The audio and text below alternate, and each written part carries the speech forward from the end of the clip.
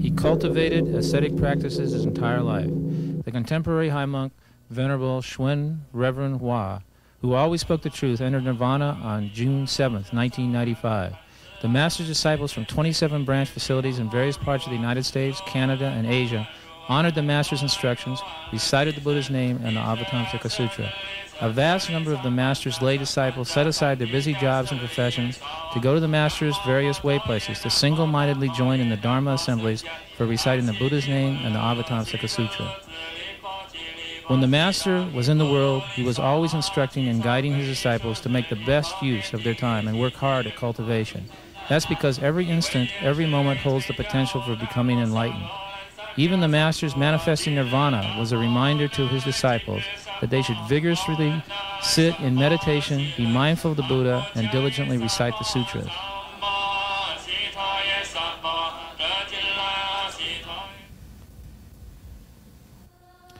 Looking back on the master's life, it was his strict upholding of the precepts that earned the respect of people all over the world. Beyond that, the master's advocating of taking one meal a day at noon and not lying down at night attracted quite a number of Asian and Westerners who had a strong resolve to cultivate. They put aside worldly renown and riches to gather at the master's feet and practice asceticism. How many words of wisdom the master uttered during his life? Every sentence caused people to stop and reflect. A few examples are: truly recognize your own faults. Don't discuss the faults of others. Their faults are just my own. To be the same in substance with everyone is known as great compassion.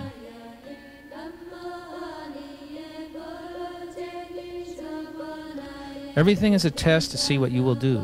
If you don't recognize what's right before your eyes, you'll have to start anew. To undergo suffering is to end suffering. To enjoy your blessing is to use up your blessings.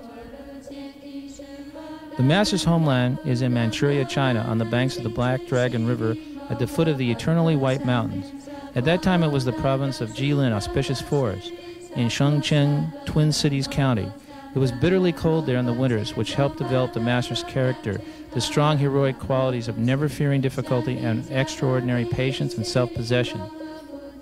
The master's mother, the wife of Bai Fu Hai, whose maiden name was Hu, was a vegetarian all her life and recited the Buddha's name. On the night when the master was born, she dreamed that Amitabha Buddha appeared. Shortly after she awoke from that dream, the master was born. When the master was 11, he witnessed the death of a neighbor's child and resolved to seek the way. He also began to repent of all of his own mistakes. Every day in the courtyard, he would bow to the heaven, earth, the leaders of nations, his parents and teachers, as well as all sages, saints, loyal and filial people, those who had done a great deal of good and those who had done great evil, with the hope that the good would receive wholesome rewards and the evil would change and reform. In this way, he made over 800 prostrations, which took over 5 hours daily despite the snowstorm. That was the cause that led to him having throngs of disciples all over the world. On occasion, the master also bowed to his own disciples, the ones who wouldn't follow the rules or who were lazy and lax, with the hope that these disciples would change their faults, renew themselves, and go forward with diligence and vigor. The master often told his disciples, "You bow to me today because in the past I have made countless prostrations to you."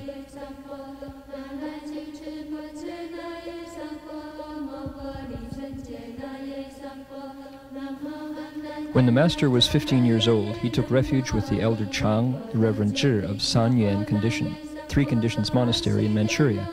During his 18th year, his mother passed away. At that time, the master officially had his head shaved and left home under Elder Master Chang Zhi, receiving the Dharma names An Ci and Du Lun, and then returned to his mother's graveside, where he erected a small hut and practiced filial piety beside the grave for 3 years. Those 3 years at the graveside, cultivating Chan meditation, enabled the master to develop a solid foundation for his skill in cultivation. At the same time, the master made 18 great vows to save all living beings and bring them to realization of Buddhahood.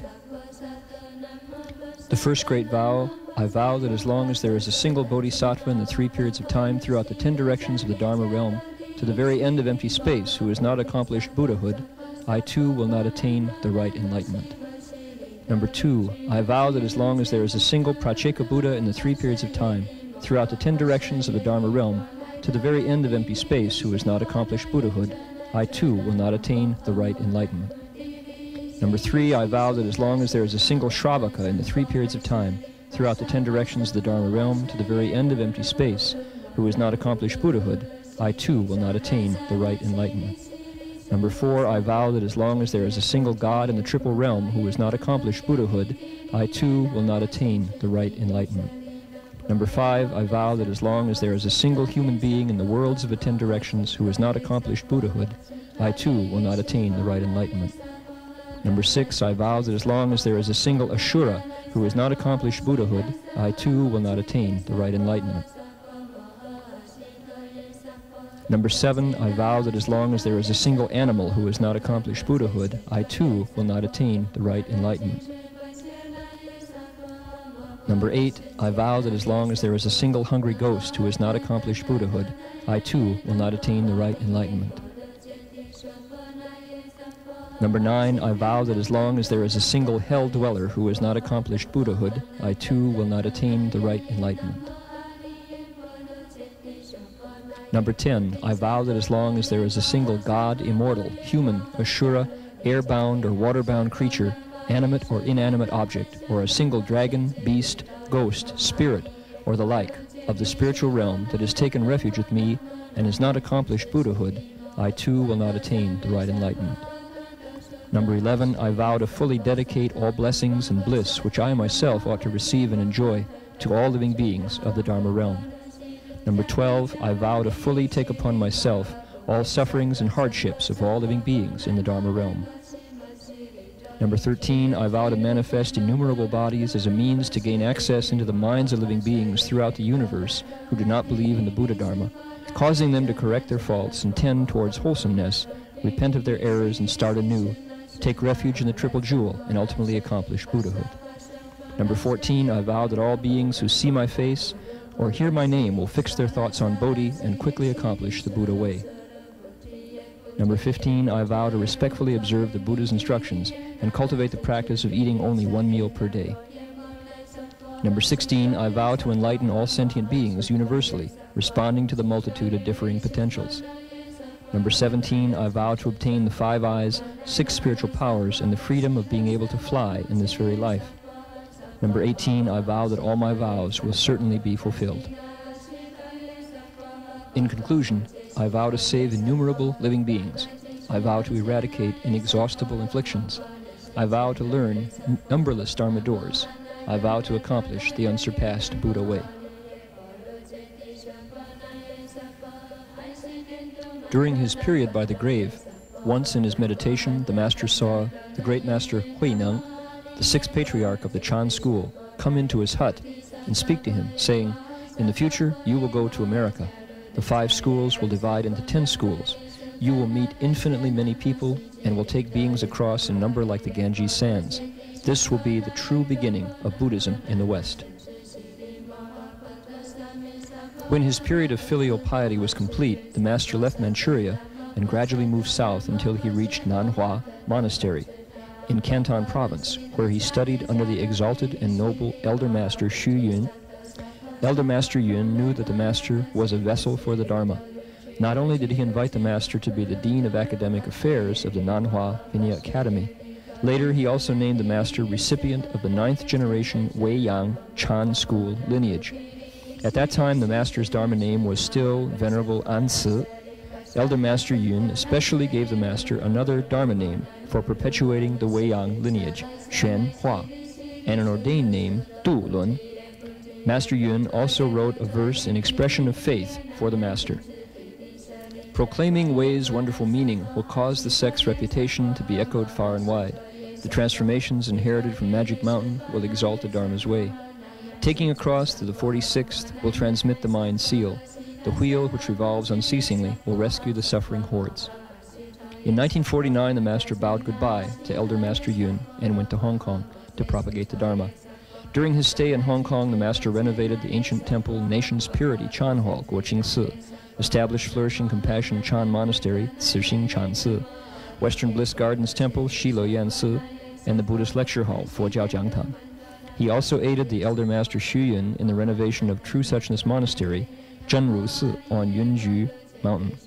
In Hong Kong, the Master lectured sutras and spoke the Dharma, printed sutras and sponsored Buddha images, and propagated Chan meditation, the teachings, the Vinaya, the esoteric, and the Pure Land schools, to break through the divisiveness of sects and schools. He caused many people to become interested in and to believe in Buddhism. In 1962, conditions were ripe, and the Master, responding to the invitation of disciples, arrived in faraway America, and just as the sixth patriarch had predicted during the Master's meditation, took the Buddha's teaching to the West. However, propagating the proper Dharma is an immense and extremely tough task. When the Master first arrived in America, he lived in San Francisco in a windowless basement flat. During that 6-year period, the Master called himself the monk in the grave. He considered himself to be a living dead person. No matter how hard things got, the Master never went out to ask for anything from others. That spirit of doing what is hard to do and bearing what is hard to bear is truly one of the most valuable aspects of the teaching of the Master that he's given to his disciples.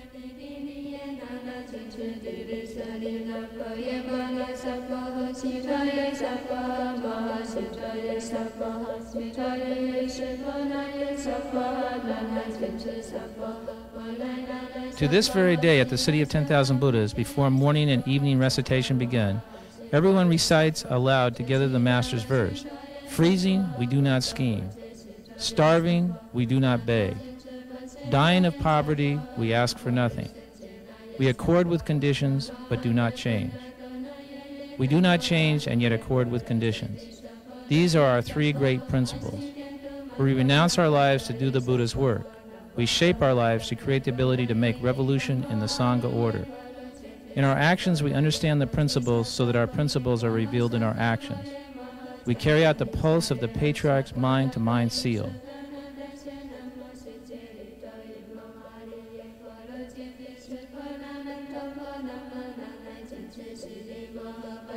After reciting that verse, everyone follows the Master's instructions to reflect upon themselves.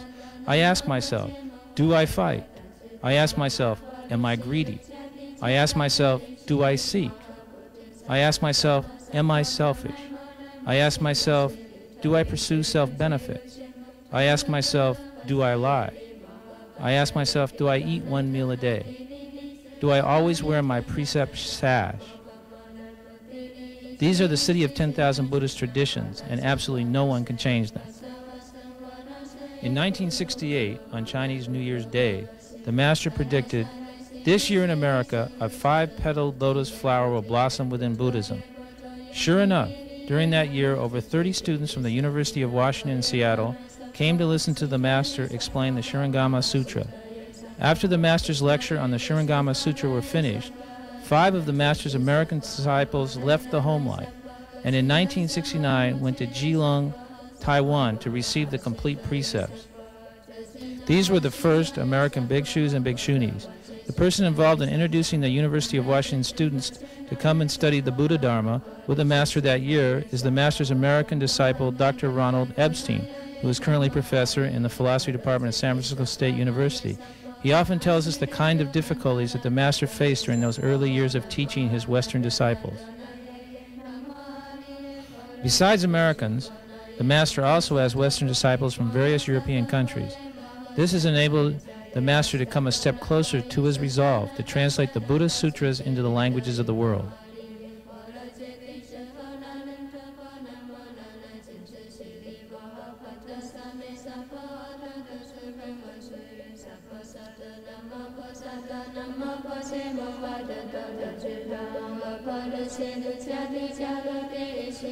The Master often says, the Buddhist teaching is perfect and ultimate.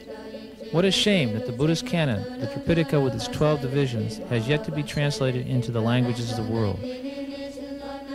This is all that's preventing Buddhism from spreading to every corner of the world. To further this cause, the Master established the Buddhist Text Translation Society in 1970, and also founded the International Institute for the Translation of Buddhist Texts in 1971. Currently, the Institute, renamed the International Translation Institute, is located in a large facility in Burlingame near the San Francisco International Airport. Over the years, more than 200 English translations of the sutras have been published, most with commentary by the Venerable Master Hua. There are also Buddhist publications in Spanish, Vietnamese, Japanese, French and Indonesian translations are in progress. In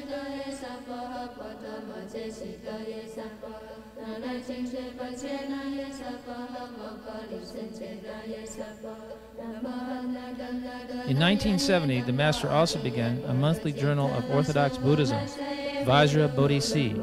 In the beginning, it was an English publication. Currently, it is entirely bilingual. Besides the translation of Buddhist texts, other lifelong goals of the Master have been to establish schools and foster education, and to found Buddhist facilities for the teaching and transforming of beings. Before the Master left the home life, he established a free school for students of low-income families. The Master often says education is the nation's best defense. The best way to increase the strength of a country is not in developing advanced weapons technology, but in providing a foundation of excellent education. Based on this belief, after the Master came to America, he founded Instilling Goodness Elementary School, Developing Virtue Secondary School. The Master once said, no matter what the country we live in, we want to help that country's peace and prosperity. For this reason, the Master instructed that the 8 virtues of filiality, fraternity, loyalty, trustworthiness, propriety, righteousness, incorruptibility, and a sense of shame be taught to the students.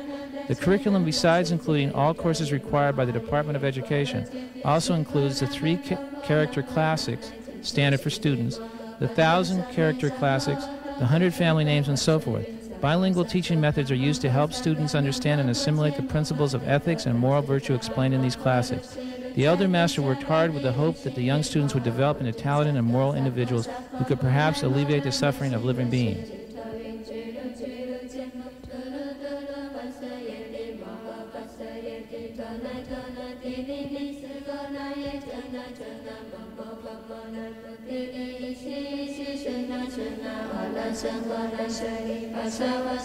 Once the Master gave a talk on education at Stanford University.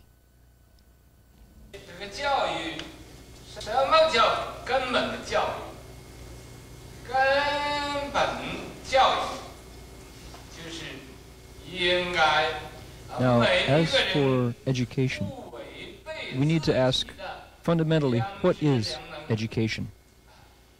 To sum it all up, to be an educated person means simply not turning our back on our basic conscience and wisdom. Instead, recognizing our own conscience and wisdom. If one fails to recognize the function of our conscience and our wisdom, then we can use these 2 capacities wrong. However, if we do recognize the scope and the power of our conscience and our wisdom, then we know what we should do in life as people. Exactly what are we here to do as people? What am I here for? What are you here for? Is our purpose here on earth to fight for name and for profit? Are we here to contend with each other to be number one? No, those are not the goals of human life. The number one reason to come here as a person is to establish our character, to learn to be unselfish, straightforward, and honest people. You could say that our job is to represent heaven and earth here among people. That is our fundamental goal. If we can be a good representative for God, for the Buddhas, for the Bodhisattvas, then we should be the very best representative we can be. They gave us our conscience. They gave us our capacity for wisdom. If, with those gifts, we fail to go forward in life and instead retreat to harm ourselves, to harm society, to harm the world, to bring harm to all living beings, then we have simply forgotten our inherent conscience and our fundamental wisdom. Our life will be passed in seeking outside, forgetting the roots, pursuing the branch tips. This will be to turn our back on our inherent humaneness, righteousness, propriety, and wisdom.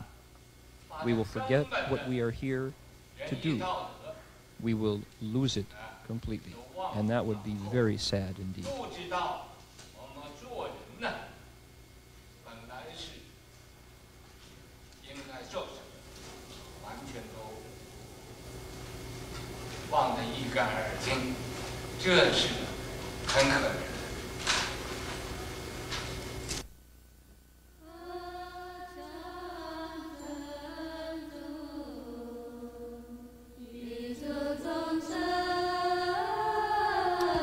The Master also was intent on developing talent within the Buddhist community. In 1976, at the City of 10,000 Buddhas, he founded the Dharma Realm Buddhist University, which offers degrees recognized by the state of California.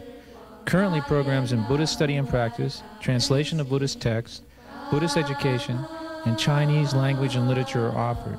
In addition, the Sangha and laity training programs offer a full set of courses of training for both left home and lay Buddhists, with focuses on the study of precepts.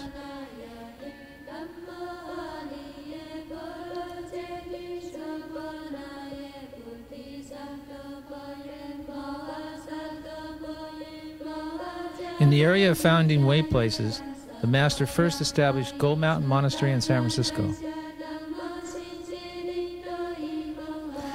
Then in 1974, he managed to purchase the City of 10,000 Buddhas, a 448-acre complex, which became the first large monastery in Northern California. Following that, the Master founded Gold Wheel Monastery in Los Angeles, Gold Summit Monastery in Seattle, Gold Buddha Monastery in Vancouver, British Columbia, Avatamsaka Monastery in Calgary, Alberta, Avatamsaka Hermitage in Maryland, the International Translation Institute and headquarters of Dharma Realm Buddhist Association in Burlingame, California, City of Dharma Realm, Sacramento, California, Long Beach Sagely Monastery and Blessing, Prosperity, and Longevity Monastery in Long Beach, World Religions Institute in Berkeley, Gold Sage Monastery in San Jose, and so forth. Besides these, there are several monasteries in Hong Kong, Taiwan, Malaysia, and the Philippines. Each way place provides opportunities for local people to hear the proper Dharma so that they can plant seeds of Bodhi and nurture their growth. No matter where the Master went, he blessed and aided the people and transferred all rewards of blessings and merit and virtue to everyone. In the fall of 1962, when the Master first arrived in America, the Cuban Missile Crisis was imminent, and the Master fasted for 5 weeks, transferring the merit and virtue to the security of the nation.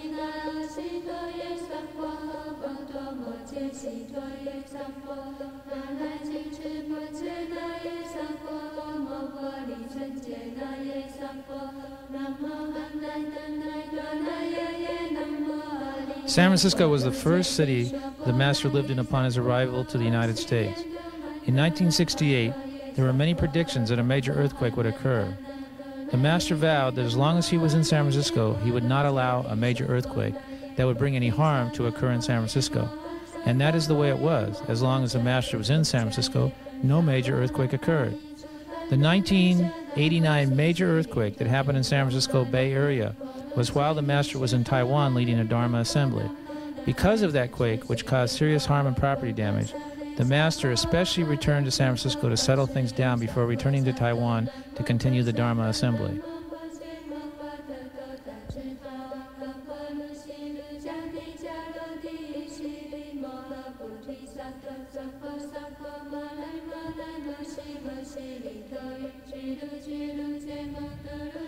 In 1990, responding to the invitation of the faithful, the Master led a delegation to host the 150th birthday of the late Venerable Master Hsuan.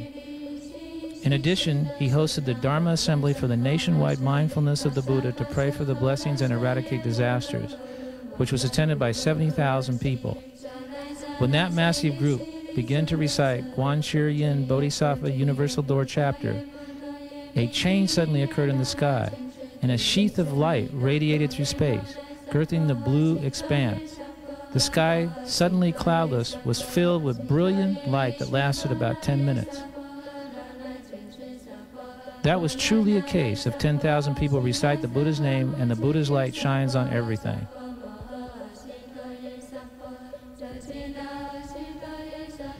The Master pointed out that a Dharma assembly attended by such a large gathering was virtually unknown to the United States. If a nation's people could often gather in such mass to recite the Buddha's name, then the calamities of heaven and earth would certainly diminish. Not only that, the undesirable aspects of society, such as business speculation, gambling, and extortion, would certainly diminish, and the auspicious energies of the nation would certainly increase. During that visit to Taiwan, the Master fasted for 30 days for the purpose of transferring the merit to the people of Taiwan and to alleviating any potential disasters that might be due that nation. As soon as he returned from Taiwan, the Master led another delegation from the Dharma Realm Buddhist University to Europe, propagating the Dharma in England, France, Poland, Italy, and other places. He also gave an address at the UNESCO headquarters in Paris.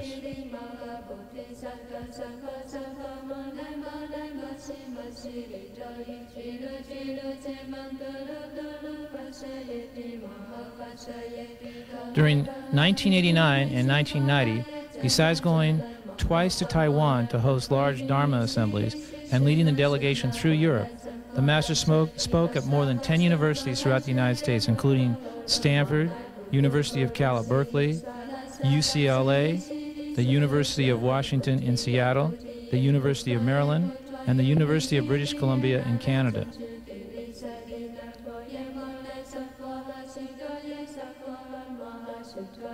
The Master investigated Buddhism with these young and promising students, guiding them to understand the true principles of human life and the universe. The Master, already in his 70s, besides traveling through Asia, America, and Europe to spread the Dharma and benefit beings, also had to oversee the numerous way places he had founded. Unknown to many people, the Master during the last 5 or 6 years had been suffering many illnesses brought about by extreme fatigue and overexertion. Despite sickness and suffering, he continued to turn the great Dharma wheel. The Master continued as usual in spite of his sickness, unconcerned about birth and death. There was never a time when he was not speaking Dharma. The Master said, "I am like two people. While you see this body before you, I continue to work outside to save people. I pay no attention to my own problems."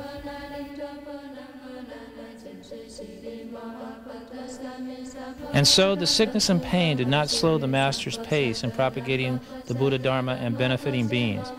During his illness, the Master continued his active and far-reaching life in his plan to translate the Buddha Sutras and increase the efforts in uniting the Southern and Northern traditions, frequently meeting and communicating with Dharma masters of the Southern tradition. Although the city of 10,000 Buddhists is a Northern tradition and great vehicle Buddhism, it enjoys an ongoing relationship with those of the Southern tradition. The Master offered an area of the city of 10,000 Buddhas for the Southern tradition to use for their meditation sessions. The Master felt that whether the tradition was Southern or Northern, the goal was to help beings bring forth the Bodhi mind, to end birth and death, to leave suffering and attain bliss. And so he wanted the North and the South to work together, to meet in the middle where there is no more strife and conflict.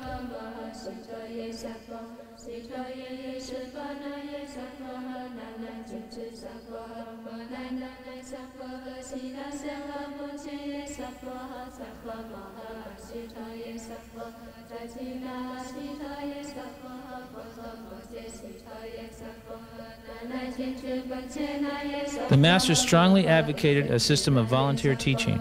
Currently at the City of 10,000 Buddhas, there are over 20 volunteer faculty members representing many professions and areas of study who serve instilling goodness and developing virtue schools. The Master said, "Those who don't take a salary are truly dedicated." This group of volunteer staff who receive housing and basic necessities from the City of 10,000 Buddhas serves as a model for students by truly living the principles of no contention, no greed, no seeking, and not being defiled by money.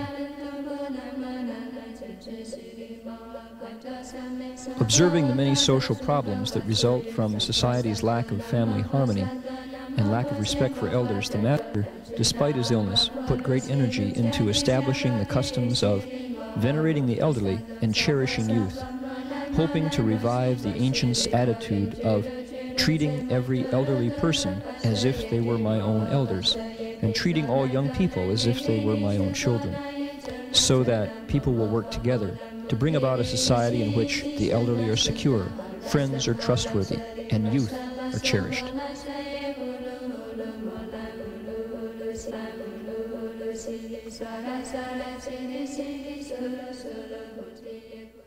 The master once wrote a narrative poem in the style of Manjianghong, River Running Red, changing the name to Yu Zhou Bai, White Universe. The contents of this poem are a fine expression of the relentless perseverance the master exhibited throughout his entire life. Ice in the sky, snow on the ground. Numberless tiny bugs die in the cold or sleep in hibernation. In the midst of stillness you should contemplate, and within movement you should investigate. Dragons spar, tigers wrestle in continual playful sport. Ghosts cry and spirits wail, their illusory transformation strange. Ultimate truth transcends words. Not thought about or talked about, you ought to advance with haste. With great and small destroyed, with no inside or out, it pervades every mode of dust and encompasses the Dharma realm. Complete, whole, and perfectly fused, interpenetrating without obstruction. With two clenched fists, break to pieces the covering of empty space. In one mouthful, swallow the source of the seas of Buddha lands. With great compassion, rescue all, sparing no blood or sweat, and never pause to rest.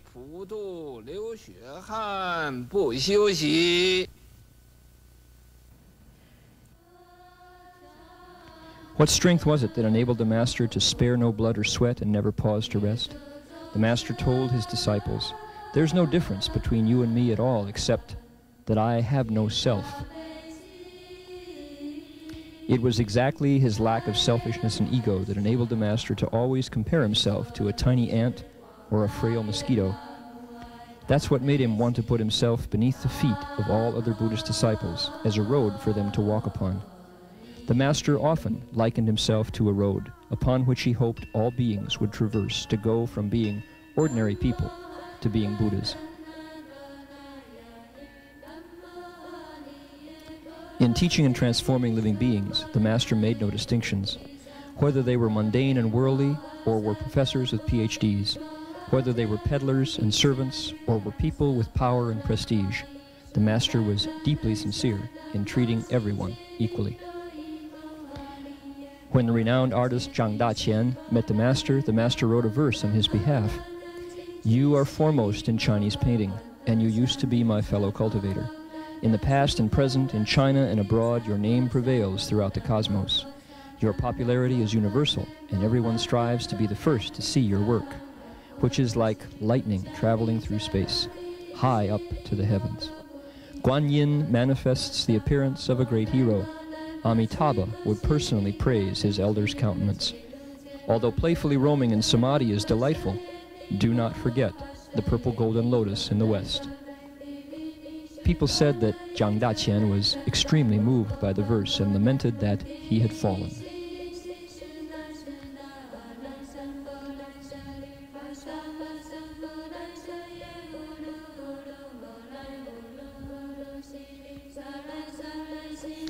Catholic Cardinal Paul Yubin led a delegation that visited the city of 10,000 Buddhas in 1977.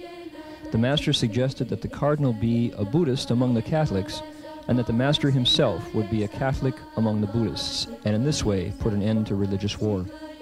The master invited the cardinal to head the World Religion Center he planned to establish at the city. Unfortunately, the cardinal died unexpectedly in the Vatican in Rome. The establishment of the World Religion Center was postponed until 1994, when it came into being in Berkeley.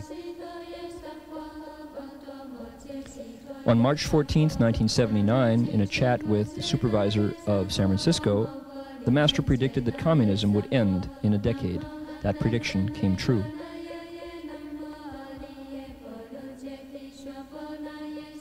In 1988, during the then Vice President George Bush's first presidential campaign, the master was invited to speak in San Francisco's Chinatown. At that time, the master urged Vice President Bush to be a president who did not fight, was not greedy, did not seek, was not selfish, pursued no self-benefit, and did not lie. President Bush, upon election, heeded that advice and invited the Venerable Abbot to the White House. In 1992, during President Bush's re-election campaign, the Honorable Edwin Derwinski, representing President Bush, paid a visit to the Master. During the press conference, the Master suggested that if the President did not take a salary, thus setting an example as a leader to the American people, the Master would guarantee he could be reelected. Unfortunately, President Bush did not follow the Master's advice at the time.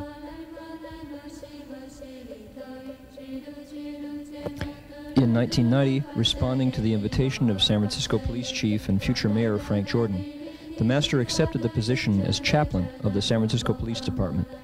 During the same year, Police Chief Jordan paid a visit to the city of 10,000 Buddhas and attended a Dharma assembly. Bud Harrison, the former mayor of Burlingame, California, which is near the San Francisco International Airport, had an audience with the Master. Mayor Harrison, who agreed with the Master's view that education is a nation's best defense, revisited the Master on several occasions.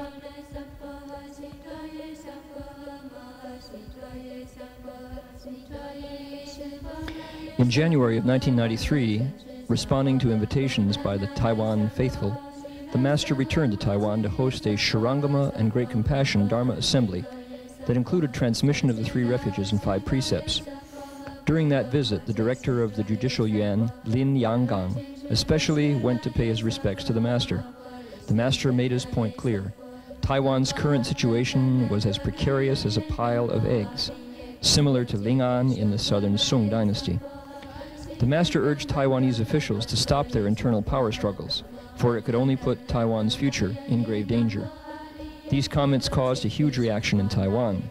Subsequent to that, government advisor Liang Surong, former director of the Legislative Yuan, Huang Zunqiu, current director of the Legislative Yuan, and Hao Bo-chun, then director of the Legislative Yuan, all came, one after the other, to ask for advice. The Master repeatedly urged them to make government affairs their foremost concern, and the peace and prosperity of the people their primary task.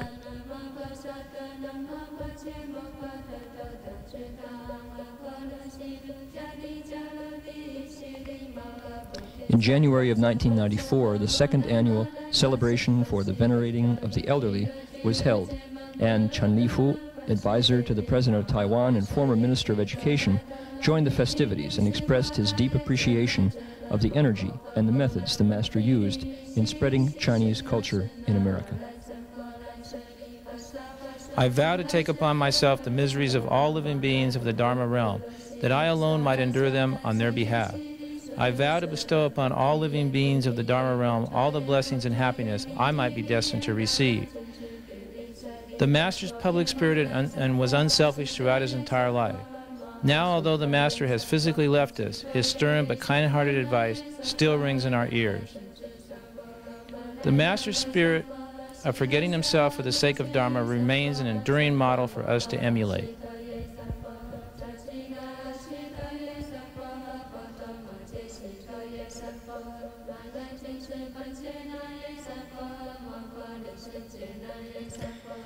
On the morning of June 17th, 1995, faithful followers from all parts of the world knelt along both sides of the road that passes through the mountain gate at the city of 10,000 Buddhas, restraining their grief as they recited the Buddha's name to reverently greet the Master on his return to the city. Mingled in the uninterrupted chanting of the Buddha's name were sounds of weeping. The Master in his coffin was first escorted to the hall of 10,000 Buddhas and then brought back to his abbot's quarters in the wordless hall by his disciples.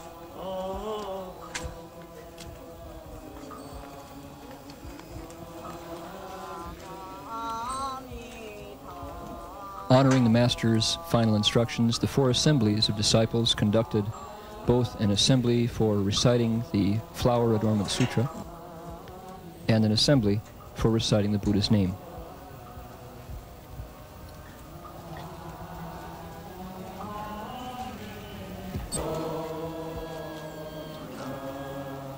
The recitation of the Flower Adornment Sutra was divided into 3 halls each day, with chanting done in Chinese, English, and Vietnamese. In the wordless hall, a 24-hour Buddha recitation session was conducted.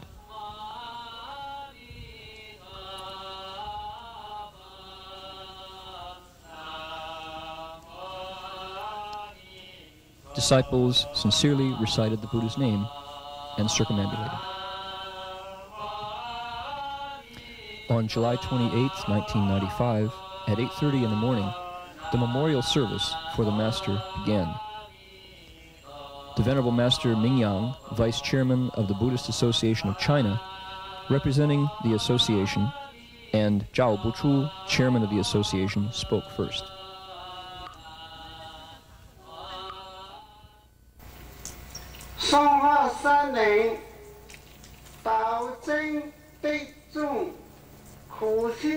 Elder Master Hsuan, whose virtue was lofty and whose way was revered, toiled to establish the sagely city of 10,000 Buddhas and to propagate the Dharma and benefit beings. He showed a fond regard for all nations, and he venerated the teachings of Buddhism, putting them into practice throughout his entire life. We pray that after the Master abides briefly in the land of ultimate bliss, he will soon return here and, based on his vows, rescue the multitudes.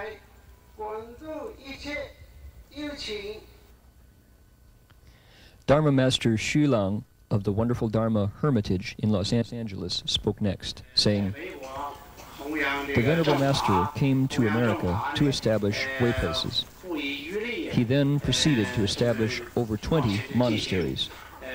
For a Chinese person to do this must have been extremely difficult undertaking."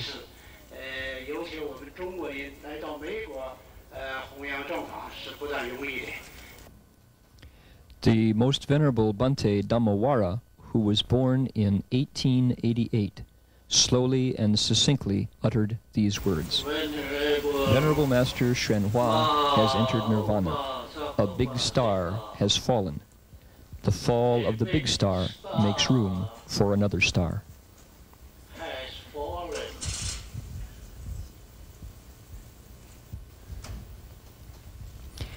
The senior precepted monk among Westerners, Venerable Ajahn Sumedho, who cultivated for many years in Thailand and who has founded many way places in England, then pointed out, "A great master who inspired us all and gave us so much during his lifetime. It's a great gift from the Asian continent to the Western world, to North America, to Europe. These venerable sages that choose to live and share their wisdom with us in the Western world. And I think this kind of gift and great compassion is something."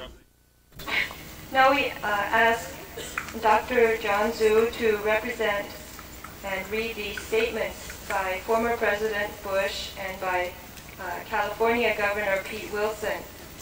At this time, when Dharma Master Hsuan has left us, has entered nirvana, President George Bush felt very sorry and has extended the following condolence.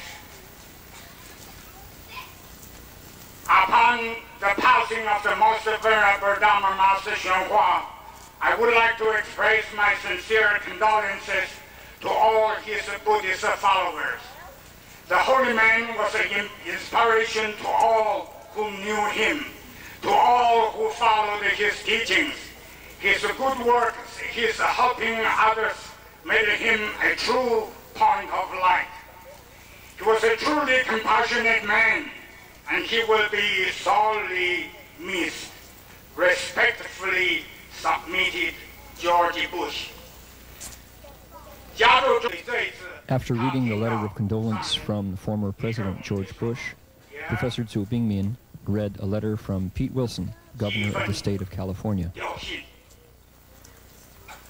Office of the Governor, State of California, to Dharma Rome Buddhist Association America. I'm sorry to know that the Most Venerable Dharma Master Hsuan has left this world, but given his profound spiritual life, is now enjoying a greater and more permanent happiness. He did many wonderful things in this world. He opened his city of 10,000 Buddhas for refugees from Southeast Asia. He gave flood relief and awarded scholarships to needy students. He established an elementary and secondary school as well as a university. he established the Institute of International Translation, which he translated more than 100 Buddhist texts and sutras into English and other languages, and has become the largest translation center of the Buddhist literature in the world. People will forever remember his noble teaching and moral principles, and the world will show everlasting respect for his spiritual life. I'm sure that the 27 Buddhist monasteries and temples and spiritual centers established by him, and the millions of disciples and followers of this great holy man will continue his spiritual work for the benefit of all mankind. I extend my deep sympathy and join you in prayers for the great holy man. Respectively, yours, Pete Wilson. Telegrams arrived from the advisor to the President of Taiwan, Lin Yanggang, and General Secretary to the President of Taiwan, Hao Bo-chun.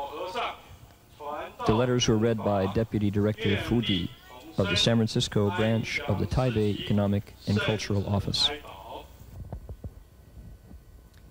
Chairman of the Board of Supervisors of Mendocino County, Frank McMichael, often attended events at the City of 10,000 Buddhas. On that day, he arrived early to attend the Master's memorial service and especially express his respect for the Venerable Abbot. Where I was born, China was considered to be the other side of the world. American left-home disciple of the Master, Heng Shi, represented the Venerable Abbot's 4 assemblies of disciples in receiving all the honored guests. That completed the solemn procedures for the memorial service. Following, a grand transmission offering was held during which 108 different items of offerings passed through the hands of each of the more than 2,000 faithful followers. This was the final opportunity for disciples to pay their respects by presenting offerings before the cremation ceremony commenced.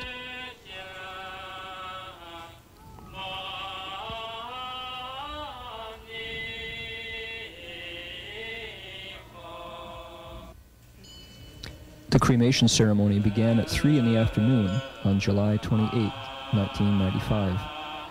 The Master's casket was moved to the cremation site with over 2,000 people following behind. Many of those following behind were disciples who had taken refuge with the Venerable Abbot. The Master rejected no one who made application to leave the home life. He set up tough criteria for leaving home when he first began propagating the Dharma in the West. Applicants needed a college degree. They had to memorize the Shurangama mantra before leaving home and study the Shurangama Sutra after. They had to be able to bear suffering and toil, to sit in Chan meditation, and to learn to lecture on the sutras and to speak the Dharma. But later on, in order to equally gather in all living beings, as long as an applicant had even a tiny portion of good roots, the Master would fulfill their wish to leave the home life. At one point, someone in her 90s wanted to leave the home life. Not only did the Master accept her, he arranged for a full-time companion to care for that elderly left-home person so that she could pass on peacefully. The Master also accepted those whose faculties were imperfect, enabling them to fulfill their pure vows to transcend the mundane world. 6- and 7-year-olds who resolved to leave the home life were readily accepted by the Master so that they could establish their career in cultivation in a pure way place. A year or so before the Master entered Nirvana, he put special effort into nurturing a group of young male and female novices who were newly left home in the Sangha community. Not only did he personally see to the faculty that would teach them, he arranged their curriculum and, despite his acute illness, personally transmitted the Dharma of the 42 hands and eyes to them. Truly, he was not stingy with his strength and energy. Let us hope that this group of young novices, whose ages range from 6 to 17, and who are the Buddha's new Sangha pulse beat, will take the rise or decline of Buddhism as their own personal responsibility. May they take up the task of continuing the work of the Thus Come One, so that they can turn the Dharma-ending age into the proper Dharma age. By doing this, they will not disappoint the Venerable Abbot, who taught and transformed them, and who had high aspirations for them. Within Buddhist circles, the Master's way places are famous for being strict about the rules and regulations. The left-home disciples of the Master must always wear their precept sashes. The Master also set the rule that left-home people at his way places must eat only once a day at noon. Exceptions to this rule are made for the elderly, the very young, and those who are ill. Always wearing the precept sash and eating once a day at noon accord with the Buddha's regulations. No matter how people on the outside may find fault with this practice, the Master will never change this tradition. The Master simply says, "This is not my regulation, this is the Buddha's regulation. I'm simply honoring the Buddha's method." The Master also encouraged left-home disciples to never lie down at night and to keep the precept against touching money. The Master himself always sat and never lay down during his early years of cultivation, because that makes it easier to stay alert and vigorous in your cultivation. In order to protect cultivators so they can make progress in the way, the Master encouraged the left-home disciples to uphold the Buddha's regulation about not touching money and not owning personal property. The Master's left-home disciples all work on a volunteer basis, and they get no stipends, nor do they accept personal offerings. The Master also set the precedent that all members of the four assemblies, monks and nuns, laymen and laywomen, were to work together, share the responsibilities, and learn alongside each other. Further, distinct divisions were kept between the men and the women in all of the Master's way places. In this way, members of the four assemblies can protect and support each other and prevent impure affinities from ever arising.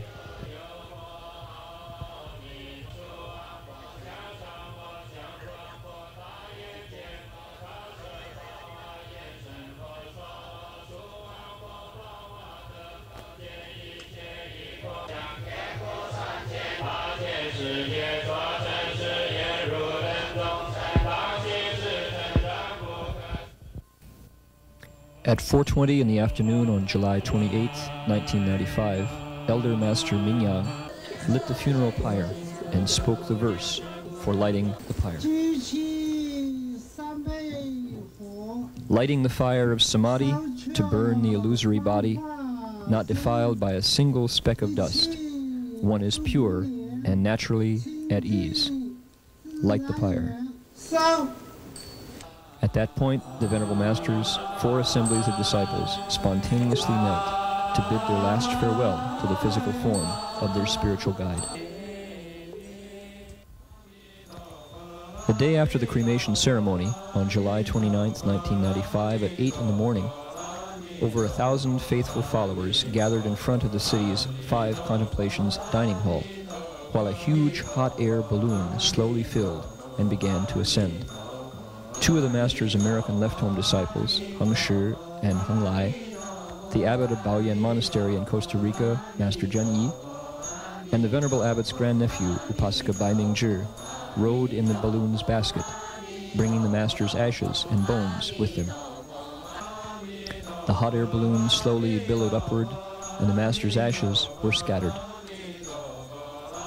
Very quickly, the ashes disappeared in the air. It was just as the Master had said, "I came from empty space, and I will return to empty space." In the Master's final instructions, he told his disciples, "After I leave, you can recite the Avatamsaka Sutra and recite the Buddha's name for 7 days or 49 days, however long you like. After the cremation, scatter my ashes in space. I don't want anything else. Remember, don't build any stupas for me or memorial halls. When I came, I had nothing. When I go, I want nothing. I don't want to leave any traces in this world. I came from empty space, and I will return to empty space." In his final instructions, the Master also said, I can't be with you forever. Everyone has a time when they come and a time when they leave. So don't grieve. Be just as ever. Resolve to work hard. The city of 10,000 Buddhas has its traditions.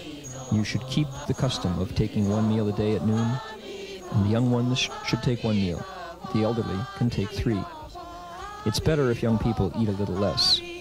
Put your emphasis on cultivation. Each of you should cause Buddhism to spread and to flourish. Every action and deed, every word and gesture should be for the sake of Buddhism. Don't fight. Don't be greedy. Seek for nothing. Don't be selfish. Don't pursue self-benefit, and don't lie. In the future, you will certainly become Buddhas. Everyone should take responsibility for the propagation of the Buddha Dharma. As long as you are able to make Buddhism prosper, I will be at peace wherever I am. Teach people for me. Guide and train them well. Develop systems for the schools and administer them well. Do a good job of running the elementary schools. Do a good job of running the secondary schools. And do a good job of running the university. These are essential to educate our promising youth. Don't merely pay attention to your own personal concerns. The Master's final instructions continue. All my life, I didn't want to fight with anyone else. I didn't want to be greedy, nor to seek, nor to be selfish, nor to pursue personal advantage, nor to lie. That's why I always walked behind everyone. The meaning being that I won't struggle with anyone over fame or profit.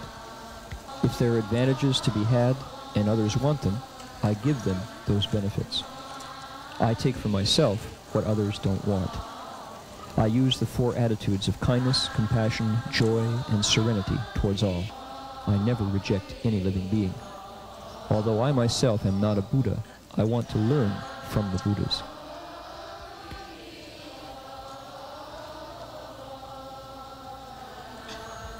Pervading throughout the Master's final instructions, there is a spirit evident that says, I will not seek peace and happiness for myself alone. I only want all living beings to leave suffering.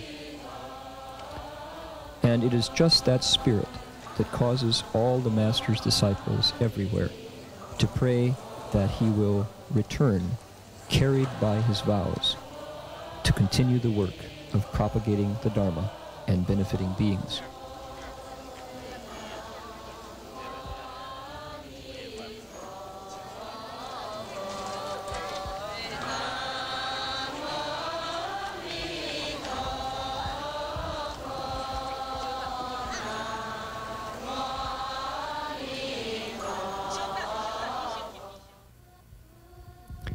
The Master left many sharira, or relics, and after arranging them, there were nearly 10,000 individual pieces, more than 1,000 sharira clusters, and 12 sharira teeth. The colors of the sharira included pure white, locust yellow, azure blue, indigo, jet black, and many more. Among them are many sharira that are glazed onto the bones. They are extremely unusual, smooth and gleaming like polished jade. According to a written record from the past, people in India called grains of rice sharira.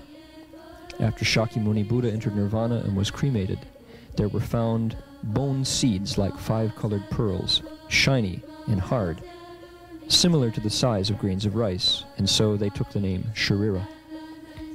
Sharira come from embodying precepts, samadhi, and wisdom, and they are the most supreme field of blessings. For that reason, the sharira found after the Master's creation are verification of his high level of accomplishment in his cultivation of precepts, samadhi, and wisdom. Throughout his life, the Master strongly advocated holding precepts, cultivating samadhi, and opening wisdom. He lectured on the sutras and spoke the Dharma throughout his entire life in hundreds and thousands of assemblies. No wonder his teeth also became sharira. One of the Master's disciples sees the sharira teeth as verification that the Master is one who spoke true and honest words. Although the physical body of the Venerable Master Hsuan Hua, who brought the proper Dharma to the West, has been cremated, the Master's teaching and guiding the Great Assembly to follow the Buddha's instructions, to uphold the traditions of taking the precepts as our teacher, wearing the precept sash, taking 1 meal a day at noon, and turning the Dharma wheel, will remain forever at the city of 10,000 Buddhas. In all the branch way places, everyone will join together in working hard to ensure the proper Dharma remains in the world.